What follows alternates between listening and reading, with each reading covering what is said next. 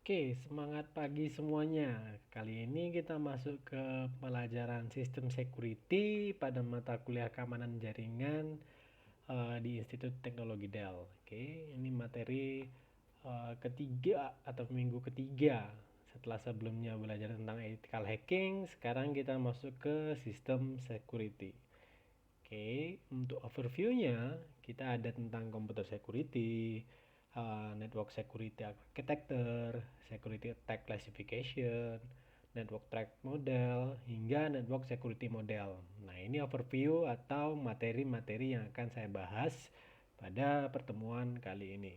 Oke, tanpa berlama-lama lagi kita akan membahas satu persatu mulai dari computer security. Oke. Nah, apa itu computer security? Ini biasa dikenal sebagai cyber security atau information system security. Oke, jadi antara computer security, cyber security, atau information system security itu sama.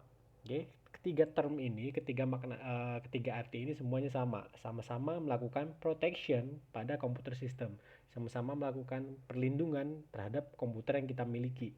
Baik itu hardware-nya, di dalam komputer system tadi terdiri dari hardware, software, tentunya juga ada jaringan dan resource-resource lain yang berhubungan dengan komputer itu sendiri. Tentunya yang menyimpan data dan informasi. Oke. Ya perlindungan tadi ya supaya apa? Supaya komputernya aman, tidak dicuri atau adanya hak akses yang tidak berhak gitu. Itu bisa diatasi gitu. Ya atau misdirection of service. Misdirection of service ini contohnya seperti ya misalnya kalau server kita menyediakan layanan A, ternyata di misdirect oleh si attacker. Jadi layanannya menjadi layanan B. Misalnya yang tadinya situs berita bisa dibuat jadi situs jual beli. Nah, bisa seperti itu. Salah satu contoh dari si misdirection ini.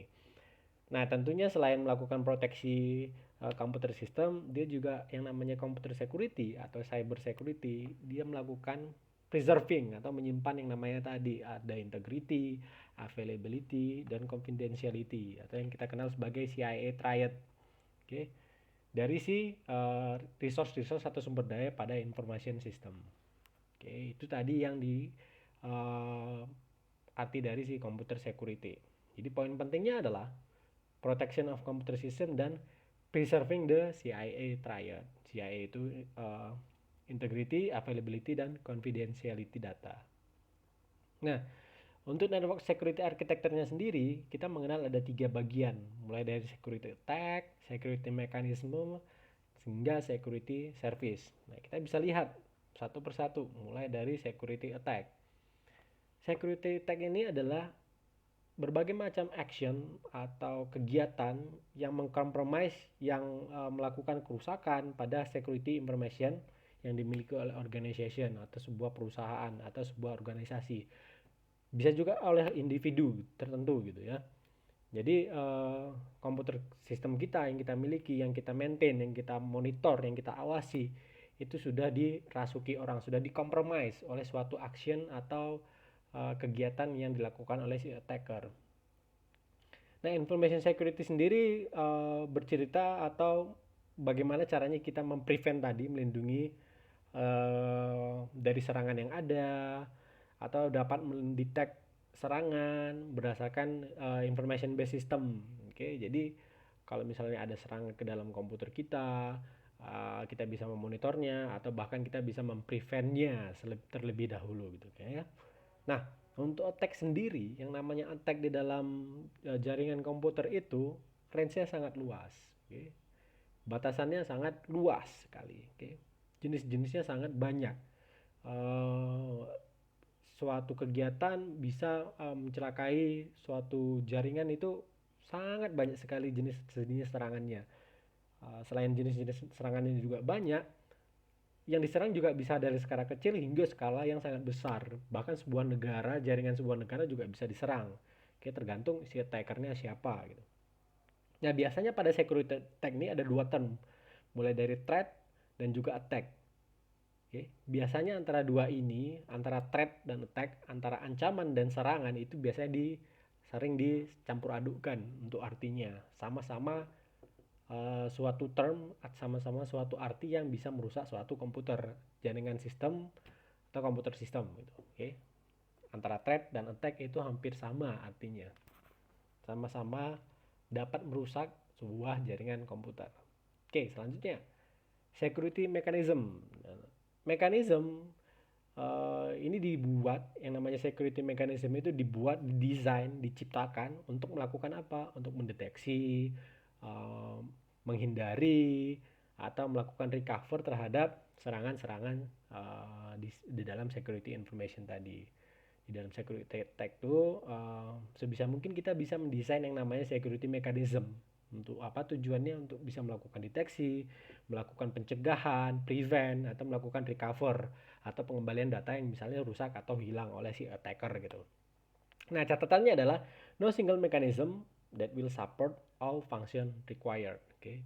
Tidak ada satupun mekanisme yang dapat mendukung semua fungsi yang kita butuhkan gitu. Karena tadi jenis serangan tadi kan banyak, range-nya sangat luas. Jadi memang tidak ada satupun perangkat ataupun satu tools yang mampu untuk mengcover itu semua. Jadi untuk mengcover itu semua, kalau misalnya kita kena serangan, tentu kita butuh banyak model mekanismenya, kita butuh banyak tools, kita perlu suatu desain pertahanan jaringan yang beragam gitu ya. Jadi karena tadi untuk menghindari namanya serangannya banyak, tentu kita juga melakukan defense, melakukan perlindungan dengan berbagai macam mekanisme. Jadi tidak hanya menggunakan satu saja, tapi menggunakan berbagai macam mekanisme. Oke, nah yang paling umum sebenarnya pada security mechanism gitu, baik untuk yang tadi, yang untuk CIA tadi ada confidentiality, integrity, dan availability data dari information system. Yang umum adalah kita menggunakan cryptographic teknik, kriptografik atau ya pengamanan yang sering digunakan untuk pengamanan data. Information tadi digunakan menggunakan cryptographic teknik. Oke. Itu salah satu model paling sederhana atau paling dasar dari si security mechanism yang harus didesain atau yang dimiliki ilmu atau knowledge yang sebenarnya seorang network administrator yang mengurus jaringan harus punya skill atau kemampuan untuk melakukan teknik-teknik kriptografi. Oke. Nah, untuk selanjutnya security service. Layanan security adalah sesuatu yang mengenhance, meningkatkan keamanan dari data atau processing data system gitu. Jadi misalnya dari satu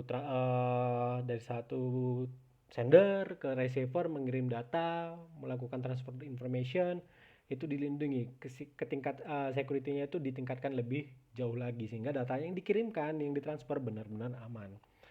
Nah, untuk security service sendiri, layanan-layanan yang ada di security itu ditujukan untuk melakukan serangan balik terhadap serangan-serangan yang ada ke dalam jaringan komputer. Okay.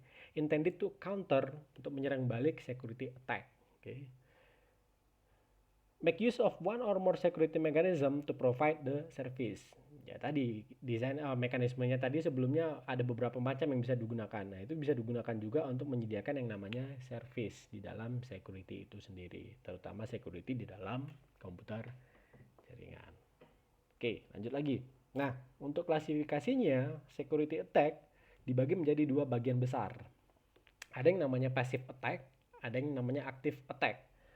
Nah, passive attack ini mungkin setelah kita pelajari lagi, kalau kita bandingkan dengan step-step yang ada di ethical hacking, passive attack ini nanti masuk ke dalam, bisa kita kategorikan masuk ke dalam reconnaissance. Oke, kalau kita ketahui karena pada ethical hacking, reconnaissance itu dia belum berhubungan langsung dengan si target atau si korban. Sama seperti passive attack. Di passive attack ini lebih tepatnya lagi, dia tidak ada efeknya di dalam resource system. Maksudnya adalah ya, dia tidak merusak data, dia tidak mencuri data kalau melakukan passive attack. Yang dilakukan dia adalah dia tidak menghapus data, yang dilakukan dia hanya mencuri data. Tapi si korban tidak tahu. Nah, contohnya seperti eavesdropping gitu atau mencuri dengar gitu kan. Atau melakukan monitoring pada transmission. Jadi yang didapat dia apa? Yang didapat dia adalah konten-konten dari message atau melakukan monitoring. Nah, pada passive attack ini tidak ada kerusakan atau tidak ada kerugian yang pada level ini, pada level passive attack belum ada kerugian atau kerusakan yang berdampak langsung kepada suatu resource atau suatu korban. Makanya does not affect system resources. Itu passive attack. Dia hanya penasaran saja, dia ingin melihat, menganalisa apa sih kira-kira yang dikirimkan setiap dari sender ke receiver itu apa saja datanya. Ini istilahnya orang kepo ini, orang yang pengen tahu, tapi dia nggak melakukan perusakan. Kalau masih level passive attack. Nah, sebenarnya passive attack ini juga berbahaya. Berbahaya dalam artian apa? Ya, data kita yang tadi yang rahasia bisa diketahui banyak orang, walaupun sebenarnya data tersebut belum disalahgunakan. Oke, tapi kalau semakin banyak data kita yang bocor, diketahui orang lain, ya tentu tidak ada lagi confidentiality. Oke. Salah satu CI triad tadi sudah tidak terpenuhi. Confidentiality data itu nggak ada lagi nilainya. Karena apa? Sebelumnya, data itu memiliki value, informasi itu memiliki nilai kalau misalnya itu diakses oleh orang yang tepat dan digunakan pada saat yang tepat gitu. Oke, jadi kalau semua orang tahu ya rahasia umum, ngapain lagi dijadi rahasia gitu. Tidak ada value-nya lagi. Nah, kalau yang active attack, active attack ini sendiri dia melakukan ini sudah nyata melakukan, salah satunya melakukan perusakan, melakukan perubahan atau menghapus atau bahkan mendestroy dari suatu information, melakukan modification data stream, salah satunya melakukan masquerade, replay previous message, modify message, atau denial of service. Itu contoh-contoh pada active attack. Oke, biasanya yang pada active attack ini kalau misalnya sistem kita bagus bisa langsung terdeteksi. Oke, sistem yang kita bangun itu monitoringnya bagus, active attack ini bisa langsung terdeteksi karena langsung ketahuan, dampaknya itu langsung kelihatan, efeknya langsung kelihatan. Berbeda dengan passive attack tadi. Oke, kita hampir susah mendeteksi orang yang memonitoring kita atau memantau kita. Oke, karena contoh yang paling cepat ketika kita mengetahui orang masuk ke dalam sistem jaringan kita adalah ketika terjadinya kerusakan atau terjadinya kehilangan data atau data tidak bisa diakses. Itu yang paling cepat. Sementara passive attack, nah ini tidak melakukan apa-apa, dia tidak melakukan perusakan, dia tidak melakukan pencurian, penghilangan data, dia hanya melakukan pencurian data tapi tidak merusak jaringan. Nah, itu yang akan sulit. Passive attack ini masih sulit untuk dideteksi daripada melakukan active attack. Oke. Nah, ini bentuknya passive attack, passive threat itu atau passive attack. Jadi dia melakukan release of message content. Nah, ini yang dianalisa dia, dicuri dia data seseorang tapi tidak digunakan untuk merusak, hanya penasaran saja. Lalu data yang mengalir atau data transmission itu dianalisis dia. Ketika active threat, nah ini melakukan masquerade atau melakukan penipuan atau seolah-olah menjadi orang lain gitu. Replay, terus modification message content hingga ke denial of service. Ini salah klasifikasi dari si security attack. Ada yang pasif, ada yang aktif. Kuncinya adalah pasif, dia tidak menyebabkan kerusakan, sementara aktif biasanya menyebabkan kerusakan pada resource jaringan atau resource komputer. Oke. Nah,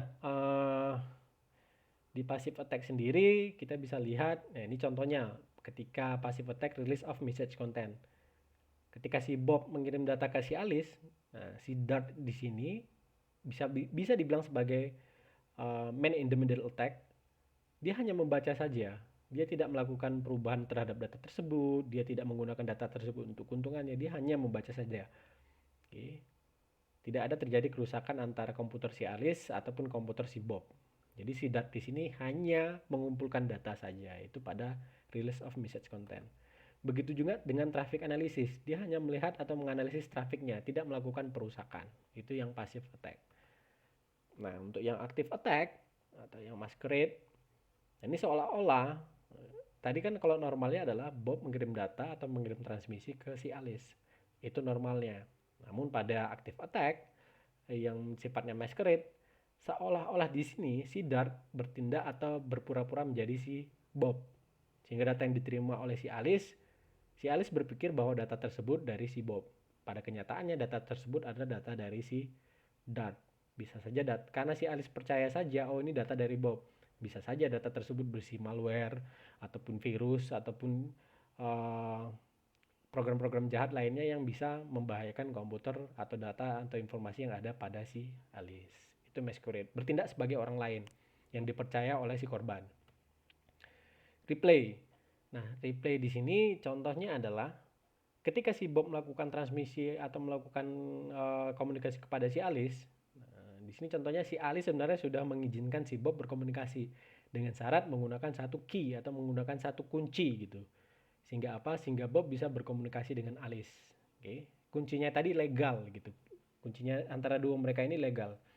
Oke, jadi siapa saja yang tidak memiliki kunci tidak bisa berkomunikasi dengan si Alice. Nah, si Dart dia bisa mencuri ketika si Bob berkomunikasi dengan Alice, dia bisa mencuri kunci tadi. Dia bisa mencuri key tadi. Oke, si Dart mencuri key-nya si Bob, lalu diteruskan dia ke si Alice. Efeknya apa? Si Alice pasti percaya, oh bahwa dia memiliki kunci juga gitu kan. Dia memiliki kunci untuk berkomunikasi dengan dirinya, oke. Sehingga si Alice melakukan accept semua transmisi yang ada atau semua transmisi yang berasal dari si Dart. Oke, karena dia juga memiliki kunci yang sama seperti Bob gitu. Walaupun si Alice tidak tahu itu siapa. Oke. Nah, itu tadi reply attack, lalu modification message. Nah, untuk modification message sendiri si Bob sebenarnya mengirimkan data ke si Alice, oke. Tapi sebelum datanya disampai ke Alice, si Dart mengambil data tersebut lalu melakukan yang namanya modifikasi. Setelah dilakukan modifikasi, baru dia mengirim data tersebut ke si Alice. Oke, itu untuk modification message. Jadi ini bisa kita bilang sebagai man in the middle attack. Man in the middle attack itu ini juga berbahaya gitu kan. Data yang ada pada si Bob diterima oleh si Dart, dimodifikasi baru dikirimkan kepada si Alice. Oke, nah yang terakhir dari active attack itu adalah denial of service. Di sini jika ada suatu server, si Dart karena memiliki suatu kemampuan, dia berhasil menembus yang namanya server ini. Karena dia berhasil menembus server ini, makanya dia akan melakukan yang namanya biasanya dia akan melakukan denial of service. Tujuannya apa? Tujuannya untuk membuat si server itu sibuk, tujuannya untuk membuat si server tidak bisa diakses oleh yang namanya orang yang legal seperti Bob dan seperti yang lainnya. Itu nggak bisa diakses gitu. Itu kalau misalnya kita melakukan yang namanya denial of service. Oke, jadi si Dart sama in the middle attack juga, dia melakukan yang namanya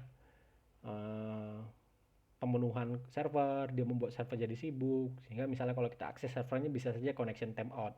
Padahal kita orang yang legal, kita administratornya, tapi kita nggak bisa mengakses server tersebut. Nah, ini yang paling sering umum digunakan denial of service ini, biasanya yang paling sering. Kalau kita misalnya lihat kayak server-server umum, server-server penting yang ada di pemerintahan, biasanya nggak bisa diakses orang. Ada dua kemungkinan. Ya biasanya karena mungkin banyak orang yang mengakses atau memang servernya lagi di rusak atau lagi membuat kerja lebih oleh si hacker gitu, sehingga terjadi tadi yang namanya denial of service. Oke, untuk yang pertemuan ini saya akan lanjutkan di video selanjutnya. Oke, jadi untuk yang ini masih berlanjut tentang sistem security, masih berlanjut, tapi akan saya lanjutkan di video selanjutnya. Oke, terima kasih.